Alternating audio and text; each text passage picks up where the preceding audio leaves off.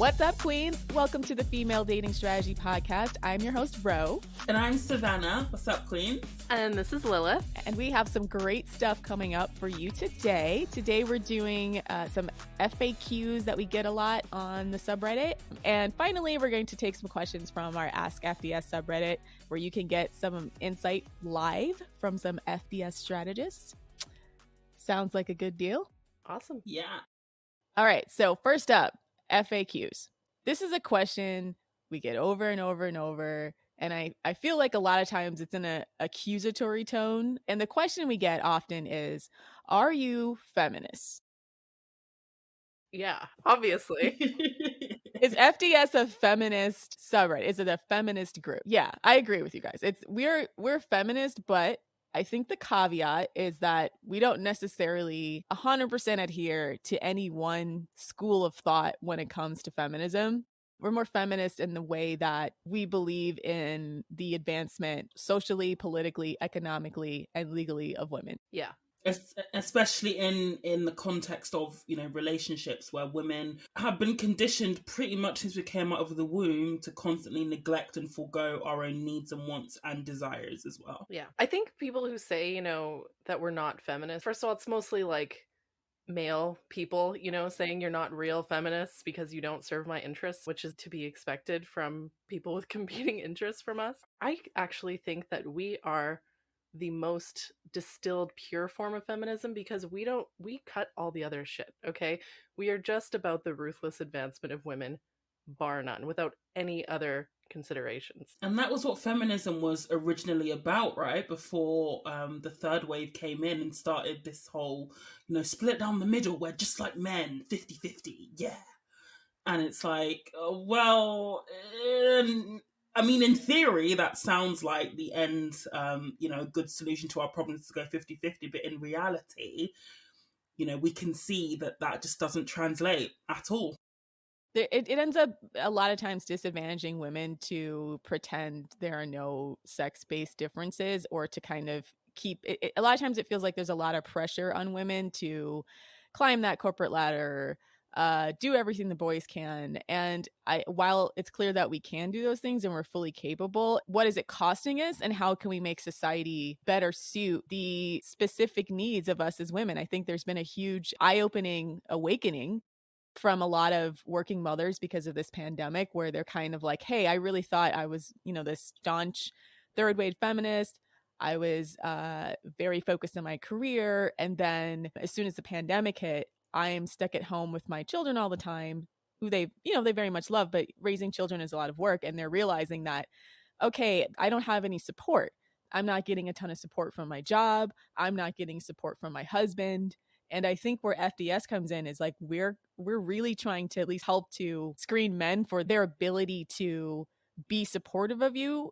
And I mean, genuinely, when it comes to housework, child rearing, household management, those kinds of things that I think a lot of feminist thought leaders have been complaining about for a while, but there hasn't really been any type of discussion about how do we change that. Or it seems to me like, well, you need to start making those demands up front, and you need to start vetting men to make sure they have that capability, than waiting till a tragedy hits like this, and then suddenly the entire world collapses on you as a woman. Because and some women are breadwinners. I think there's been a lot of women that have been pushed out of the workplace through layoffs, or they've left voluntarily because they can't afford childcare. But for those women who they wanted to stay and they're now at home, and they have, they just have no resources to work with. And that's just not a great position to be in, even women who otherwise would be economically safe. To add on to that, I do think that people tend to get caught up on the definition of feminism as equality. We all know the definition of feminism as the social, political, and economic equality of the sexes. Yeah, men use it to weaponize it. Yeah, men tend to use that to like gaslight women. Yeah, they weaponize the word equality, and they go like, well, what about men? And like, we're oppressed too. And it's crazy because they'll do terrible things to women, and then when we do the same thing, they point at us and go like, well, you're a hypocrite, and therefore I'm allowed to continue doing my terrible thing, but you're not allowed to do your terrible thing. Basically, FDS is just about being like, you know what? We don't give a shit about equality. Because equality, let's be real, equality between the sexes, it doesn't exist. Like, let's be real. The double standards between behaviors and expectations from, between men and women are not even the same. I mean, we're physically different. We're physically different, and even, things like our sexuality, how we're perceived, when we're, as sexual beings is totally different. Yeah. Like, you can't go 50-50 on childbirth, right? Like, if a Yes, woman is like a woman is pregnant and giving birth and like breastfeeding her child, right? There's like, the man has to really step the fuck up if he wants to come even close to, there's, in fact, first of all, not possible for him to go 50-50 on that. He can put a ton of effort into it, and maybe it'll be like 70-30. But that being said, because women are so vulnerable because of, oppression based on reproduction, I think we'd get to aim for the stars. I don't give a shit what men think.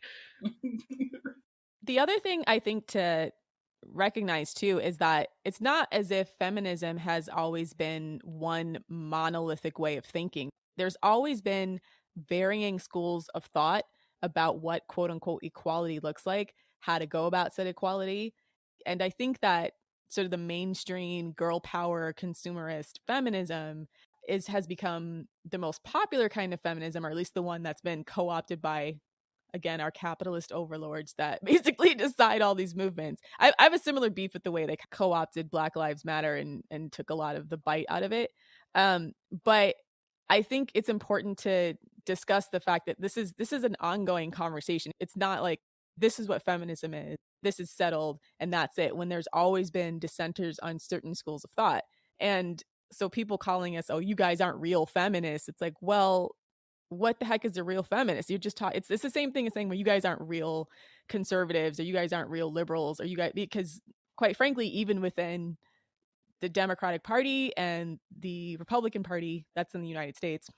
I probably should. I this podcast is so US centric because I keep forgetting about our foreign friends. But okay, but just think left wing versus right wing parties, and there's dissent within those parties. It's never like everyone here believes in the exact same thing. There's general principles that people believe in, but the execution of which there's always dissent.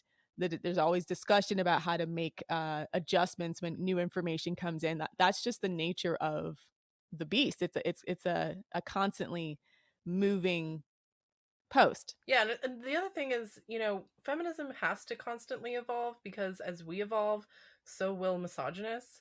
And I just feel like the past 10 years on the internet has just been a constant arms race between, like, men who hate women and women being like, hey, wait a fucking minute. Like, Yeah. Yeah. And this is what really, really irritates me sometimes about our critics. I don't know if they just rather bury their head in the sand, but I always want to point out, in case you guys have not noticed, these guys are building an army of pissed off, radicalized men who are going out into the dating world and deliberately attacking us, right? Or trying to manipulate us. And this is not like the cutesy pickup artist stuff like from back in the early 2000s where you kind of wanted them to win because you feel like, hey, look, okay, they're kind of awkward guys and they just need some help talking to women. I think a lot of times people just thought like Red Pill and MGTOW and all those types of things, that those are those guys. Those guys, these new crop of manosphere weirdos, they are deliberately hostile, and they're trying to change things socially, politically, economically, to basically create a return to patriarchy. And it's, I mean, there are guys there are guys on FDS who straight up root for climate change because they want like a Mad Max situation where, society collapses and they can reinstate patriarchy. That's what we're up against. guys on the red pill. Yeah, red pillar, incels, that kind of stuff. Yeah, MGTOW as well. They'll say like, oh, I love China because they put people in concentration camps. Like, that is what we're up against. So when people say that FDS is like red pill for women, it's like looking at any situation where someone is being attacked and saying, oh, the person being attacked is just as bad. A man goes out and rapes a woman and is like, oh, her not wanting to get raped is just as bad as him wanting to rape her. Like, that's exactly what it means when people say we're just red pill for women or whatever. Yeah, it's completely disingenuous. And I think it's an extremely lazy comparison considering the vastly different goals between the two and the vastly different strategies. And we don't really promote any kind of sociopathic manipulation. I think if you saw that kind of stuff on our subreddit, it would look like a very different thing, right? If we were sitting there sharing strategies on how to, trick guys into children that aren't theirs, how to get out of, I don't know, but something like How to that. take us to the cleaners during divorce. Yeah, that kind of stuff. We don't strategize about that. Although sometimes we do. We take us to the cleaners during divorce if he deserves it. Yeah. And we also talk about like prenups, but more from the angle of, women need, especially if women are accomplished, have assets, it's more to protect the woman, not necessarily like just to rinse the man. Yeah, we're not out here making these sociopathic type strategies for the intent purpose of subjugating men. And in fact, like anything that we do is really like the things that red pillars and MGTOW types do is for their own advancement over it's just basically like fuck you, I got mine. It's solely for their own benefit. The stuff we talk about on female dating strategy benefits women as a whole, and it also benefits our children. Like when we expect a guy to pay for dates, we're asking him to prove that he can be not just a good partner but also potentially a good father. So it's not just about, the benefit of us as individuals, it's the benefit of women as a whole and children. Precisely. And I'm really glad you touched on that point about, we want to make sure that, our kids have good fathers. I think, again, women, have been, vetting or taught to vet for partners, but then they quickly find that when kids come into the mix, they find out that their partner is actually very, very useless as a father. And that will have a very negative impact on the children. Children understand relationship dynamics, the potential for there to be damage done in terms of like multi-generational damage done is so important that women get the decision right as well, not just for themselves, like you said, but for their children and their grandchildren and great, great, great, great, great grandchildren as well. Exactly. When red pillars are out there trying to game or whatever, all they are thinking is of that night. They just want to get their dick wet that night, and they're not thinking at all further into the future, right? Women are thinking not just, is this person good relationship material, but is this person someone who will step up to the plate in the event of, say, a pandemic or some other tragedy, and who will really step up and go the extra mile as a parent and not just as a boyfriend. So that kind of brings us to our next FAQ, which is, do you care that FDS promotes double standards when dealing with men? The short answer is no. And I'll explain why, because ultimately, FDS isn't an equality strategy, it's an equity strategy. One thing that makes FDS unique is that we understand that the dynamics between men and women are inherently, they're not equal.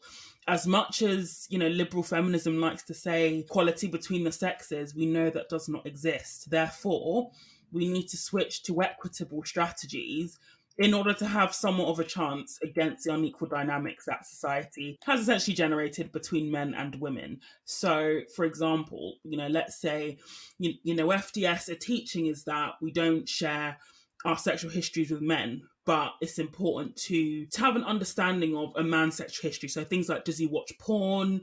His views on casual sex. And for me personally, I thought that was a huge double standard until I came to understand that the reason why that is because the sexualities of, say, men and women are judged very, very differently. A promiscuous man is not judged anywhere near as harshly as a woman who's even slept with two men. And that's just the way it is. So, in short, no, because double standards sometimes exist for a very good reason. And, the reason that we have is that we don't live in an equitable society for women. Like, we just don't. Yeah. Liberal feminists will try to, create this narrative that even mentioning the difference in how men and women are treated sexually, that itself is perpetuating patriarchy, and that's what makes us unfeminist. But the thing is there's nothing patriarchal or anti-woman about acknowledging like the reality of the world that you're in, right? You're not advancing women by sleeping with every man you see, you're only hurting yourself. You're not actually doing anything to harm patriarchy. It's not beneficial for women to pretend like we already live in a world that's equal and just sort of turn a blind eye to all the ways that it's not. These are the same kinds of people who think that we're perpetuating patriarchy when we ask a man or expect a man to pay. These are the same people who think there's nothing wrong with, having an OnlyFans. Like, why is it considered patriarchal for a guy to pay for your dinner, but not for him to pay for your OnlyFans or for your, to pay for your porn services? To see your ass out, yeah. It makes sense. To see your ass out, yeah. Yeah, it's been ridiculous to kind of see them tie themselves in knots to always excuse what I've now come to understand is left-wing patriarchy. I think it's really easy to point fingers at the traditional conservative and say, look at those women over there, how they're being exploited and held back from their potential. But then look at all the women who have turned to sex work out of economic dependency or serious emotional and physical damage. And it's like they never want to focus on those cases. They always want to focus on sort of the pretty woman voluntary sex workers or the sex workers that make the most out of this industry and not what it takes out of them. But I feel like it's just disingenuous to do that, as it is for, I think, traditional conservatives to always highlight like the really, really good marriages where it really works, where the wife stays home and the father is the patriarch of the family, and then ignore all the carnage from the women for which that arrangement led to a lot of abuse. So I think for us, when we're talking about double standards between men and women, you're looking at essentially a divide on the right and the left where there's still double standards. You're still seeing women being exploited for reproductive and sexual labor, but for whatever reason, liberal feminists have decided to coin that as empowerment or say that is the future. And we're just not buying it, essentially. And we're saying, I don't know about that. But even men have said that, things like OnlyFans, if you go onto if you type into Google, experiment for the listeners, and Google, would you date a sex worker, Reddit, almost unanimously, they'll all be saying no. But then how many of them also watch porn? It's very Madonna hoary, like, complex with sex workers. And it's like, if it was truly empowering, the people making the most money would be men. Like, men have managed to dominate pretty much every industry on earth, partly because of female disenfranchisement and, putting up barriers to women entering the workplace so we can compete on an even level.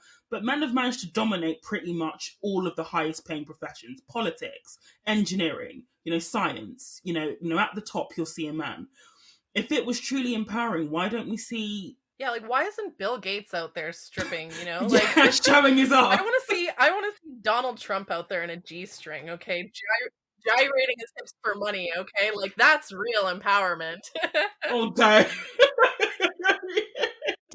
Have you guys seen what the Coomers who run Pornhub look like when they did that? They were in some kind of Canadian, I think, parliamentarian review. And it struck me that think of all the women that have gone through Pornhub, and there was no females at the top making the big bucks off all that sexual exploitation. So when they're talking about empowerment, I'm like, you're talking about basically a big pool of labor for men to exploit. It doesn't particularly look to me that they're getting the power positions, even in this industry, that women are most of the labor force. Even the CEO of OnlyFans is a British male. He's a man. Yeah. If it was set up by a sex worker and she was, taking the coins, I'd be like, fair play. That is, I'm not sure I'd call it empowerment, but it's something, progress, right? But it's still owned by a man who's basically profiting off the bodies of hundreds of thousands of women around the world. That's the same thing with strip clubs. Any place where you see women being the product, it's always owned by a man. You'll see men always at the top, always. I think even the strippers sued some of the strip clubs in New York because they were doing a lot of underhanded illegal things. Like, they were trying to cut them out of money they were entitled to as independent contractors, and they would hit them with a bunch of random fees and say, okay, well, you didn't close your locker all the way, and so we're going to hit you with $20 off your tips that you get from stripping. So it's still, even with the women that work in this industry, very unfair. And I know we kind of went off on a tangent here on the sex work thing, but ultimately, comprehensively looking at how the world actually works and what is actually benefiting women, what is actually getting women into power positions versus what is just making us easier to exploit, you start to realize that trying to pretend that we're going to have equal outcomes when we have completely unequal demand and unequal risk is just a losing strategy. And so I think with FDS, again, because we're more about equity feminism than just equality as some nebulous concept that's achievable, we're looking at what can we actually do that's going to further the largest cross section of women and put some real power, economic, social, and legal and political power in their pockets.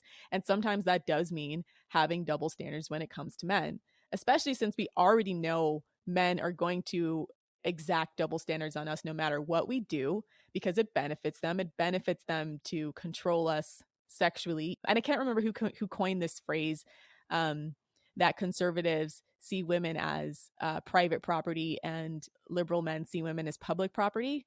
But, if you're being exploited on both these ends, it's time to kind of change your strategy up and start to look at it like, what is going to be most beneficial to me?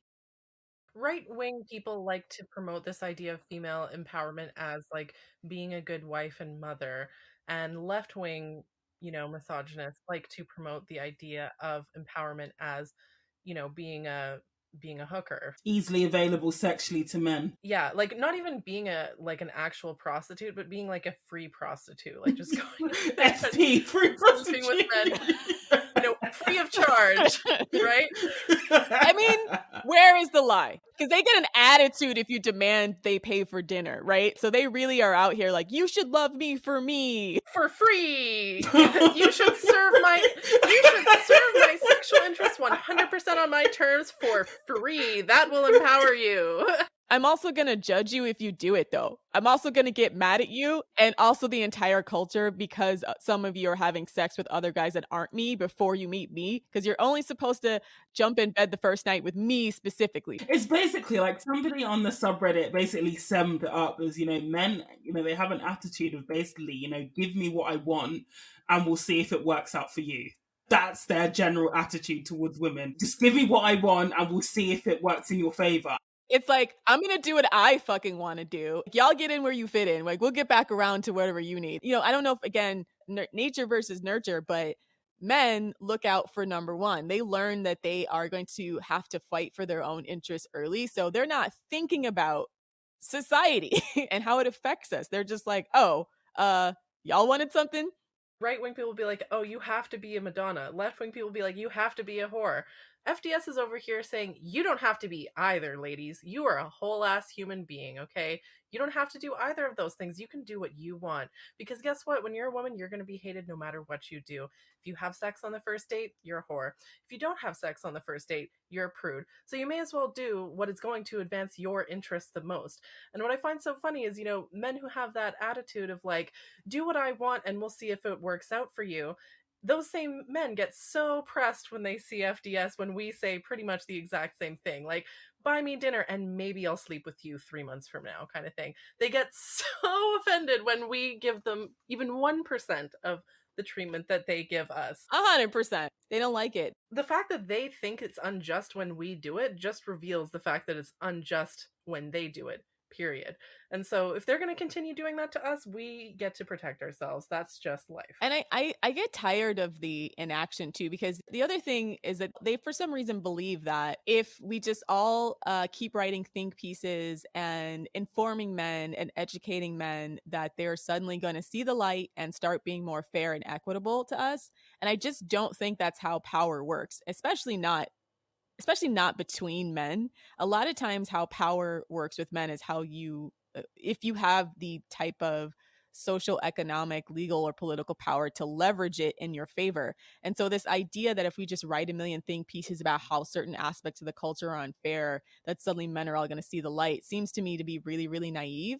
Like, you have to enforce consequences, and sometimes those consequences are, they're around things that are thought to be double standards between men and women, especially around sex, which means that as women we need to privilege ourselves in this area. You can't worry about how men feel about you turning them down for sex. Who cares? They don't really care how you feel about a dick pic that you got. Some guys care, and we would call a lot of these guys that actually make the effort to understand women high value men. But how many men just like, start with sexual innuendo, do all these things that are really highly threatening or make women uncomfortable, and just don't have a care in the world about that? Yeah. Like about the whole million think pieces thing, it reminds me, I feel like as a culture, we've adopted this like same attitude. You know, when you're in a relationship with like a low value, really shitty man, and you're trying to like communicate with him, like, yeah, I'd really like if you could like, reply to me faster than like 10 hours, or, I'd really like if you could remember. Could you give a single solitary fuck, please? Yeah. Just one. It would be nice if you could like remember my birthday. Or I'd really like it if you just give a shit about me, basically. Can you spare a fuck, my friend? Literally. Like when you're as a woman in a relationship having to beg for like basic human decency, respect, and acknowledgement, we know that that doesn't work. If you have to do that, just break up with them, right?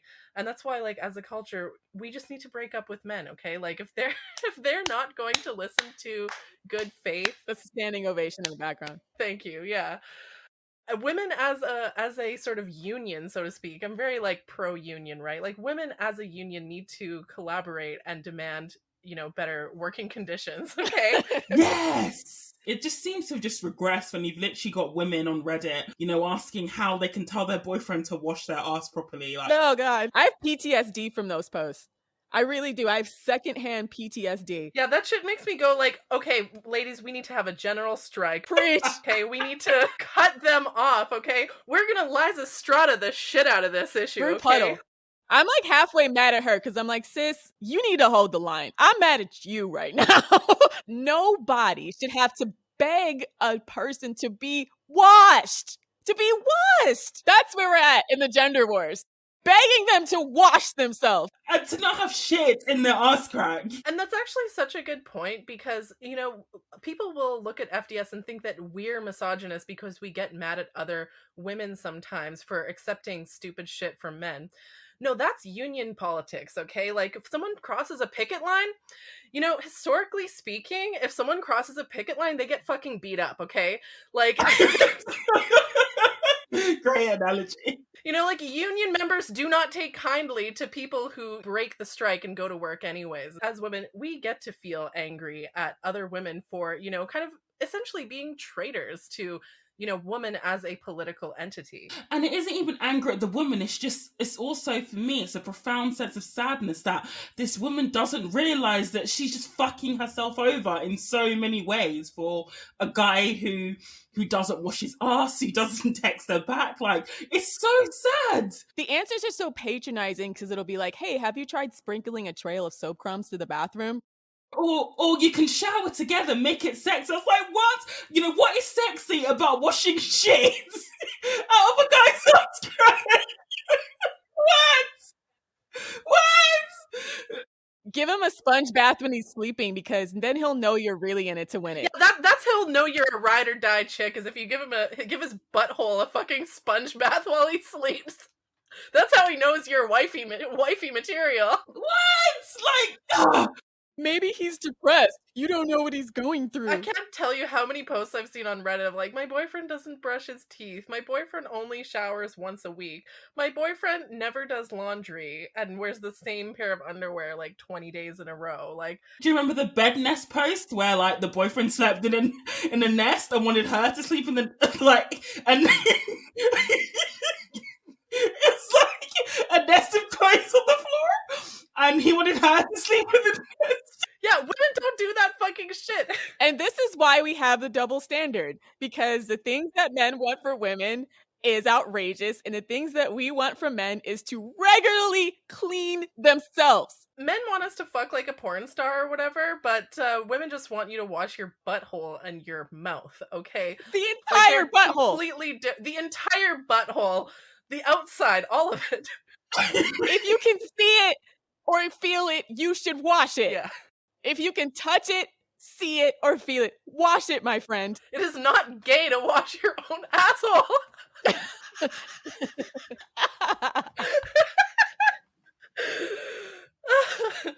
These are the things we're talking about. How are we going to be equal in this market where we are nowhere near the same standard? There's just no way. Yeah. Like, I think we had a post a while back that was like, talking about the 80-20 rule and how like, 80% of women only go for the top 20% of guys. And we were basically like, no, the reality is that 80% of women are quite literally equal in value to 20% of men. It just so happens that 80% of men are trash and inferior to those 80% of women. And then, of course, we got all the like, oh my gosh, that's misandry. You're saying that women are superior? Yes, that is exactly what we are saying. Women are superior. Say it loud and say it proud, ladies. Feel it in your spirit. Yeah. We deserve so much better than that shit. And it's only when you organise that in a union, you know, in a place like FDS, that you really, really see just the bar is so, so low for men, and a lot of them still can't reach it. The bar is low for men. It is low. Low. The bar is being flossed through the devil's butt cheeks right now. And it came out with skid marks. like Hades in hell is using it to do the limbo. That is how low the bar is, and he's literally like sliding on the floor. Yeah, so all these people going on about double standards. I'm like, get fucked, okay? Do you know? Have you seen men?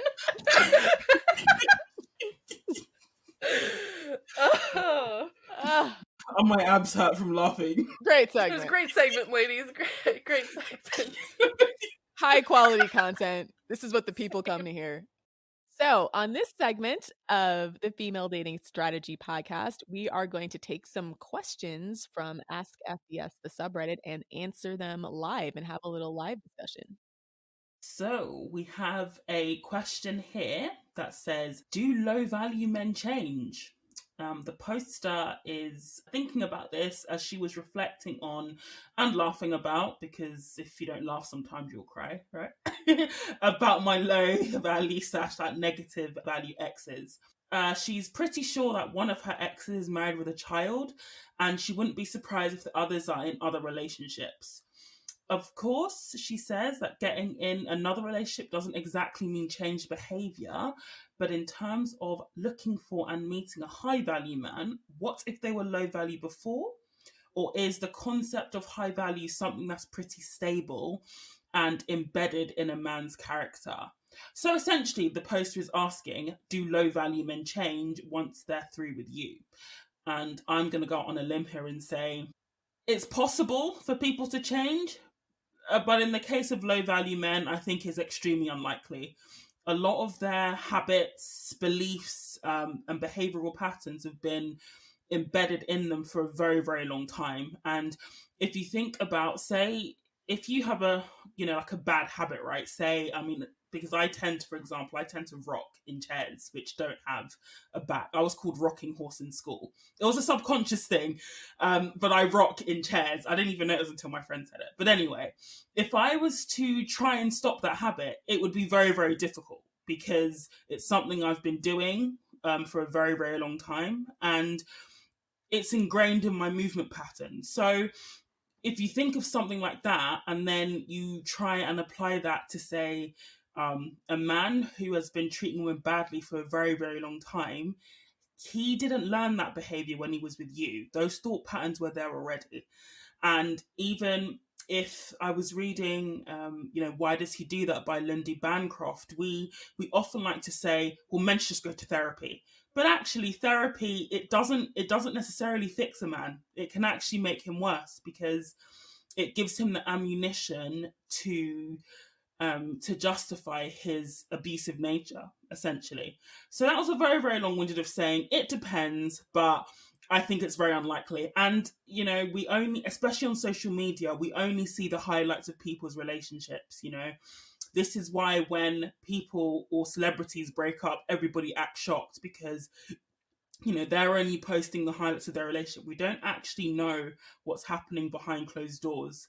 And social media is, very, very much about smoke and mirrors. So it might be true that he's married with a child and the others are in relationships, but it doesn't actually mean that he's changed fundamentally. I think what happens with a lot of these low value men is that they just find a woman who is willing to overlook a lot of their poor behavior, and hence why they settle down, in quotation marks. I'm not sure. What do you guys think about I that? definitely agree with that. People can change, it's just not likely. And it also depends on what the character trait was that made him low value. Um, and also their age, right? I think if they're over 40, forget it. There's no way. Like at that point, you know what I'm Yeah. saying? Yeah, you're expired goods if you're over 40, And you man. still got to tell them like basic stuff. And this is why I would even argue maybe over 35, because we talk about a lot of these guys in their mid to late 30s or even early 30s who suddenly want to get a much younger woman because they have not matured their entire teens, 20s, and now their 30s. And so they're still trying to find women who they are at, emotionally and mentally. I think a man has to want to change and has to demonstrate that he's changing because he has a level of empathy or actually wants to be in a position where he can be a better partner. I think it actually really depends on his mindset about it. Like there's a lot of guys that make superficial changes just because their ex-girlfriend used to nag about it. And those are the guys that they haven't really changed. They've just learned how to virtue signal a certain way to make it look like they're a better person. Because they'll be like, well, my ex-girlfriend used to nag all the time that I never used to do the dishes. So then the next thing they do is they post the one time that they did the dishes on Instagram, and they do stuff like that because they're trying to look like I'm not the problem or I've changed or I'm better than this. But fundamentally, the girlfriend still has to ask them to do that. They haven't really started doing this more because they feel like they should pull their fair share. They're just trying to prove a point and or do it to be antagonistic to their ex-girlfriend and or try to deny that they're the problem. Right? I think stuff like that is the inability to empathize with women or work with them, work with us as complete people. That's something that's really, really, really hard for a man to change if he is not in the habit of doing that and he hasn't gotten in the habit of doing that and listening to that young. I agree 100%. I think we're all on the same page because the behaviors that cause a man to be low value are things that he's probably learned since childhood. And additionally, they're behaviors that largely benefit him, right? And so another thing that Lundy Bancroft says is that the reason why abusive men or, shitty men are the way that they are is because it's beneficial to them. They are incentivized to continue to be that way.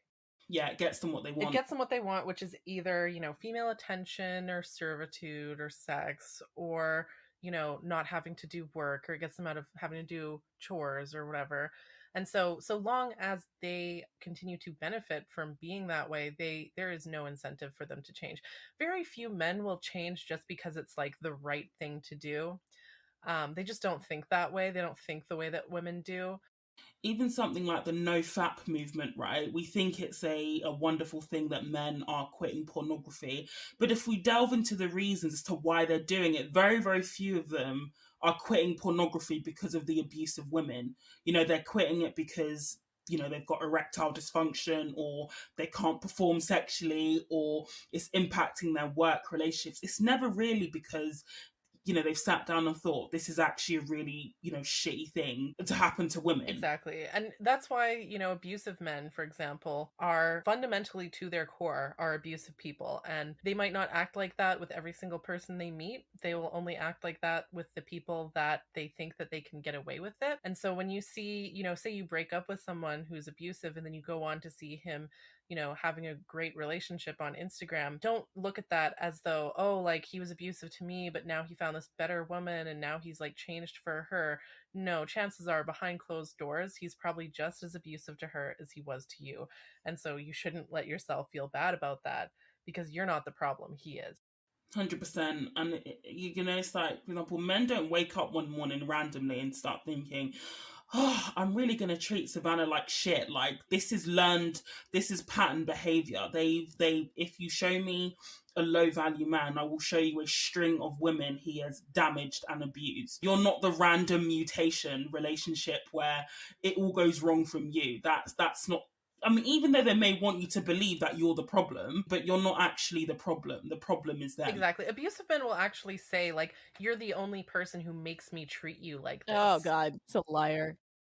Oh, that's what my ex used to say. That's what my ex, he was always like, it's only with you. Like, I only get aggressive with you. And I believed it for a long time. But then I thought, I met him when he was 25. You can't tell me that I all of a sudden made him like shouty and abusive at 25. And another thing I've noticed is a lot of women seem to think that, low value or abusive men, they think that they're like these like calculating, conniving, that they're doing that, in their mind when they're say gaslighting you or love bombing you or whatever, that in their head they're going, I'm going to gaslight you to cause you to question your perception of reality and blah blah blah blah blah. No, they're not consciously doing it. These are all like habits that they've developed because it served them in the past. It's a behavior that's yielded them positive results in the past, and so they're just going to continue to do that. I think a lot of abusive people don't even seem to realize that they're abusive. They just think that that's normal. And so when you tell a guy like, oh, you're gaslighting me, or oh, you're love bombing me, or something like that, they'll actually be confused because they are not that aware of their behavior. There are some guys, granted, there are some guys who are actually calculating like that, like the true like narcissist, the Con true artist, yeah.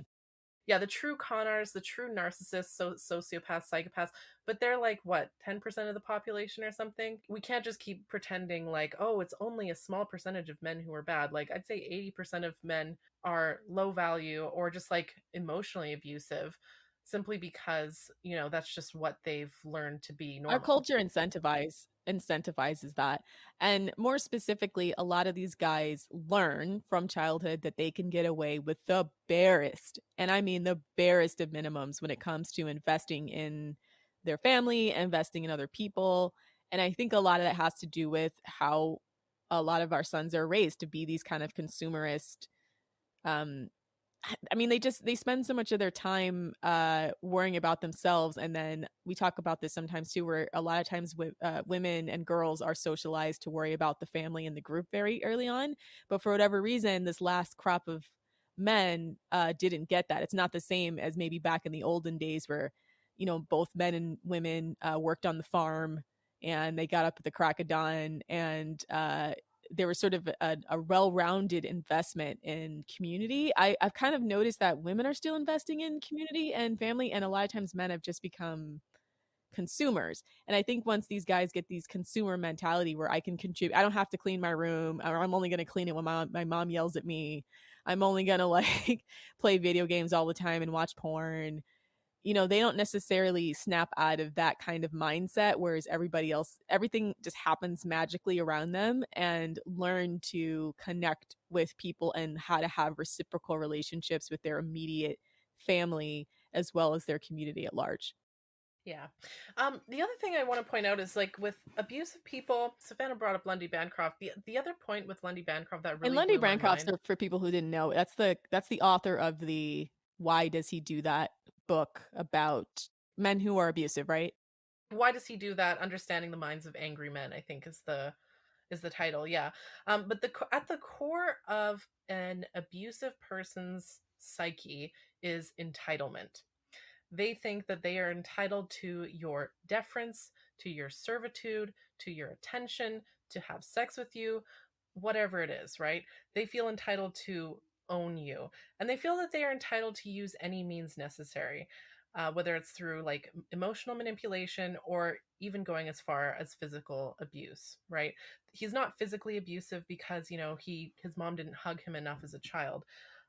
He's abusive because, and Lundy Bancroft goes through go and debunks all of these myths, right? And then finally gets to the point of like, no, they are like that because they feel entitled. They feel entitled to use any means necessary, even force, in order to continue to get the things that benefit them. And that is why ultimately, like, low value and negative value men will never change, because at the core of their psyche is entitlement. And nobody who is super entitled just wakes up one morning and goes, you know what? I've been a bad person. I'm going to do right by all the people I've hurt in the past. I'm going to change and become a better person. No, like if anything, they'll just adapt and become better Yeah, manipulators. exactly. They don't change the fundamental character flaw. Yeah, exactly. In order to change who you are as a person, you have to admit that you're wrong. You have to want to change. You have to be willing to put in the work, not just going to therapy, but actually like in your outside of the therapy session, your day-to-day life, you have to want to change those things. And based on what I see in men, that is a very rare personality trait. Especially if they get in a relationship shortly after they break up with you. Like, he's not magically better for that woman he's dating 3 months after you guys broke up. I mean, that's impossible. It would have to be a year at least to me between your relationship and the next one where you can see this person actively. Not that you should be stalking your ex's social media anyways, girl. Log off, first of all. But anyways, if you were, but let's say you were, you would have to see, close to a year of this guy making, I'm going to therapy, I'm working on my physical and mental health, like a dedication to self-improvement with, it's a lot of times very few men are, even if they are doing it, are willing to admit it publicly anyway, but also most men aren't doing it. So if you don't see anything that's indicating any of that, there's just no way. A lot of guys will get straight up hostile if you imply that they need to Yeah. improve. Like incels, for example, get angry when they're like, oh, like you keep telling me I have to improve my personality. Like, this is why you're full of shit for telling me I have to improve. Like, they actively do not want to improve. And just the feedback I get from men on Reddit, it's like they're so lacking in empathy. I mean, yeah, granted, like the average man is not the same as the average Redditor. Yeah, they're bottom barrel men, Redditors. Predator tier men. But the feedback that I get from men is very much like, I don't have to change. I'm perfect just the way I am. I don't feel any empathy for you as a woman. All the rest of my girlfriends didn't have a problem with this. I don't know what your problem is. And also, if that was true, then where are they? If they didn't have a problem with you, where are they? Why aren't you married? Yeah, why didn't you marry them? Exactly. This is the first time I'm hearing of this. No, it's not. Exactly. And that's when they say this is the first time I'm hearing of it, probably they have heard it before, they just chose not to listen. Right. This is the first time I'm choosing to listen to this. It's the first time I've heard it from you, more like the from you is silent. And then they have a memory of a goldfish, so they'll probably go on to the next girlfriend and like totally forget about all of the things that she said, unless it's to serve his interest, right? And the other thing that's important to remember is like men and women are socialized very differently to value like improvement. Like women are raised to be very self-critical, to always put the blame on themselves.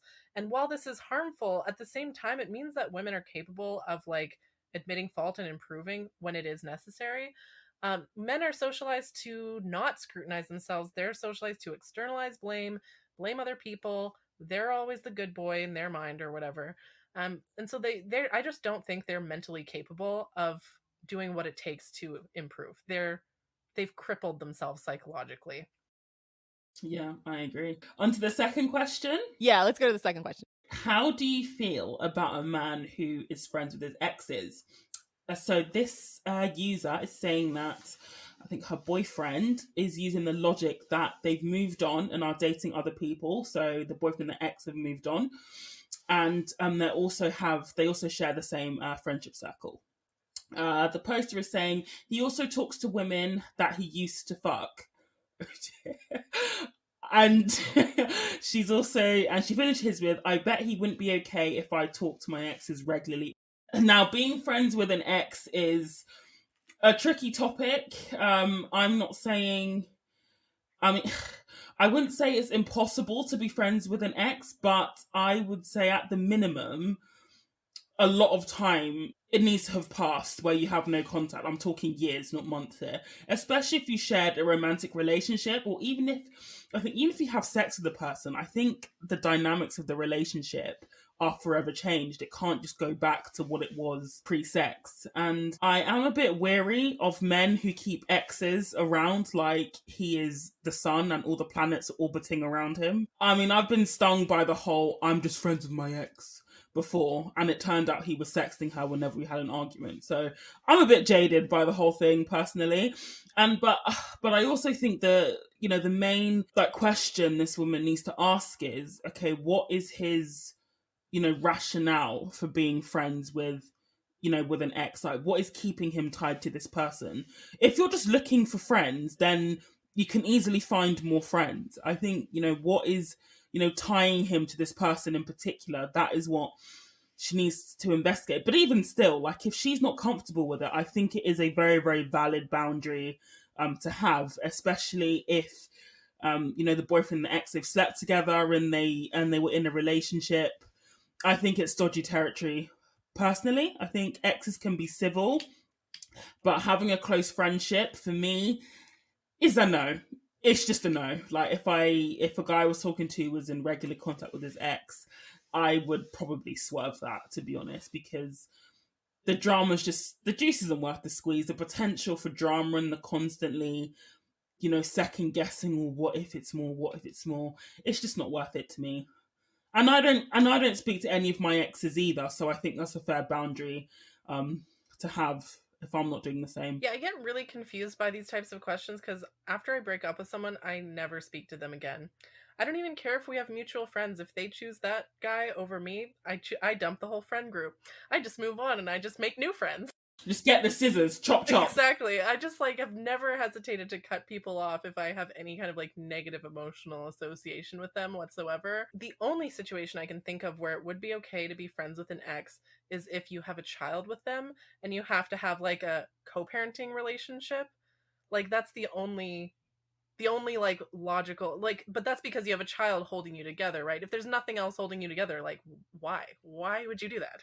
But even then though, Lilith, if we look at some of the step parent subreddits, even those situations go to complete hell, because when the woman is the step parent, she quickly finds that the man often prioritizes the ex or the mother of his children above her as well. So even that situation, it's understandable why they would be friends or close, but is it advisable to get into that situation? I don't think so. Yeah, I guess there's a difference between having a friendly co-parenting relationship and still having feelings for your ex.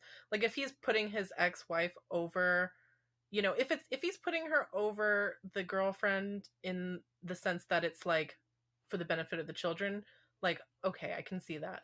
But if it's just not for the benefit of the children, it's just because he still has feelings for her or whatever, then yeah, next that guy. There's why? always the other thing about being quote unquote friends is what exactly does that mean? Does that mean he's calling and texting them? If that's the case, then absolutely not. If it's some person he dated in high school that he's had on his Facebook forever or something, and he's now in his 30s, I don't know that I'm necessarily as bothered by it. But again, when we say friends, I think we're trying to say someone who's actively engaging still with a person they used to date. And I think that is impossible. I think that's a situation that definitely, no, you can't still be invested in a relationship with a person that used to have sex with and then try to invest in a relationship with a new person who you're now having sex with and expect those interests not to compete at times. Yeah. Yeah, it depends how close they are as friends. If it's just Facebook friends, they don't talk that often, then yeah, okay, that's fine. But if I actually did date a guy whose best friend, top best friend since elementary school, was also a woman he had dated for 5 years. They were best friends since elementary school. They dated for 5 years and then they broke up. And then he started dating me. And just the emotional baggage of that, just no. We only dated for 2 months, but it was just creepy to see. I actually hung out with them as a group. He invited me to hang out with his friends a few times, and just seeing the way that they sat next to each other, she would put her hand on his thigh, and just they would touch each other, and just I don't know, I felt like the third wheel in that situation. Yeah, if they're actively still engaging with each other in that manner, I think that's not a tenable situation. I don't think you can be friends with your ex in that capacity. I think it's only if, yeah, like you guys already said, if they have a child, or if you're cursory acquaintances, say they work in your industry or something, and you have them on your LinkedIn page, stuff like that, where they're sort of peripheral people that you didn't necessarily actively go and remove from all your social media, but they're not people you're talking to, right? And I think that's what you really have to gauge when it comes to friends with an ex, because I think you can be acquaintances, perhaps, especially, and also I think there's a city/rural divide on this one, the more I think about it, because I think if you live in a large city, it's really easy to make all these small connections with people that you're oh, follow my Instagram, follow my Facebook, follow my LinkedIn. You go out to the club, you meet people through work events, and you have all these cursory peripheral friends on your Facebook. But I think if you are at a smaller town, or you have a close knit group of friends you've always known, it gets a little weirder to try to extricate yourself from that situation. I think it's easier to cut off acquaintances that you're not that close with than it is sometimes with people you've known for a very, very, very long time, and you have a smaller community. Yeah, in a big city, it's easier to cut people off. It's easier to make new friends. In a smaller community, that's not the case. So that's another exception. But as a general rule, I'd say it's a red flag. And it isn't even just the ex, though. He also talks to women he's had sex with as well. So, yeah, this guy sounds like he's collecting a harem of women, to be honest, because he's also talking to women he's, like, shagged casually. Yeah, it's a no from me, dog. This is a no. Abort. Block and delete. The other important thing to remember is that it doesn't really matter what the situation is between them if it's making you uncomfortable. If your intuition is saying like, this is kind of shady, like this doesn't sit right with me, if it makes you uncomfortable, don't subject yourself to that, oh, are they or aren't they kind of thing. Like just move on. There's plenty of fish in the sea. 100%. Like, I wish, I had acted on that when my ex told me he was still talking to his ex. I remember I felt really weird about it, like, at the time, and he was, oh, why are you weird about it? It turns out my intuition was correct. So, yes, so don't be like me. And if it is making you feel uncomfortable, that is reason enough to set your boundaries. You don't necessarily have to catch them in anything before, your spidey sense goes off. Like, women need to stop gaslighting themselves. Like, they need to be like Spider-Man. Like, when, Spider-Man's spidey sense went off, even if he was in a situation that looked harmless, he always acted on it. I'm really into Spider-Man at the moment. I just thought that was a good analogy. But yeah, be more like Spider-Man. When your spidey sense goes off, you need to be on alert. That is when you have to really, really assess your surroundings and see if everything is really what it seems. Because a woman's intuition is so important, for any women listening to this, I just want to reassure you that you're not crazy. Your boyfriend or whoever is probably going to try to like gaslight you and be like, oh, you're being irrational, you're being crazy, like nothing's happening, blah blah blah. Like, chances are, if you think that something is wrong, there probably is something wrong, and you don't need to be gaslit, and you definitely don't need to gaslight yourself. And the friend should know better too, because I've had male friends before, and when they got in relationships, I backed off, and nobody had to tell me. I just sort of realized, like, okay, I like this person. It's the person I want to see happy and in a good relationship, meaning like they're truly my friend. And it's not about me and all the attention they can give to me. Now, sometimes it meant like, oh, if I had something I wanted to do or talk about that I would normally be like invite, my male friend and maybe some female friends, and I would back off.